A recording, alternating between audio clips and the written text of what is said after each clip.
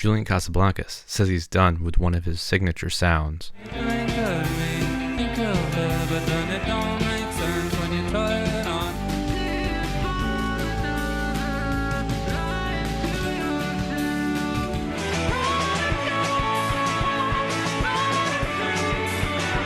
Fans love it so much they call it his secret sauce. So should he really give up on his signature 5-1 chord progression?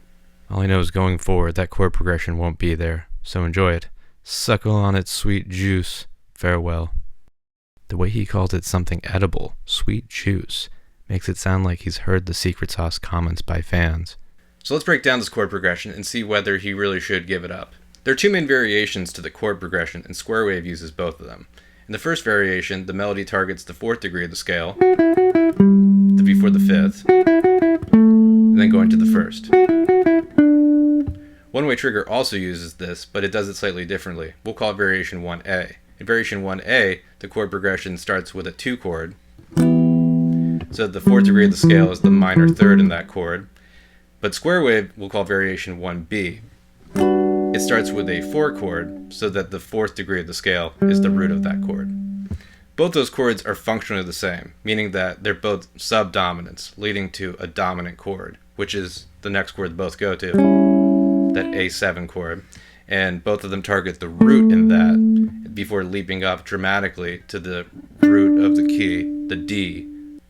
In variation number 2, the melody targets the 2nd degree of the scale, the 7th degree of the scale, and then resolves to the 1st degree of the scale. The adults are talking we'll call variation 2A. It uses a minor 3rd to step to the 2nd, where Square Wave uses a major 2nd, so we'll call it variation 2B. But the important part is that they enclose the 1, and they both use the 7th degree to step up, which has a nice strong resolution. And it sounds beautiful because the 7th degree of the scale is the 3rd in the 5 chord, so it strongly resolves to the 1 chord.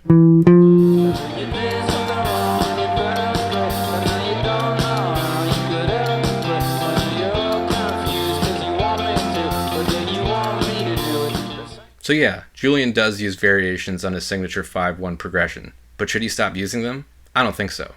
See, the thing is, 5-1s are common ways of ending sections, the last 2 measures of a section, but Julian puts them in a different place.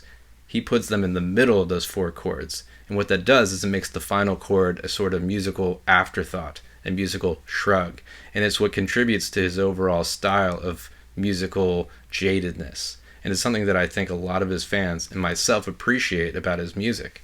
So I think he should continue to use it because he's already made lots of interesting variations on it, and I think he can continue to experiment because he's that musically talented.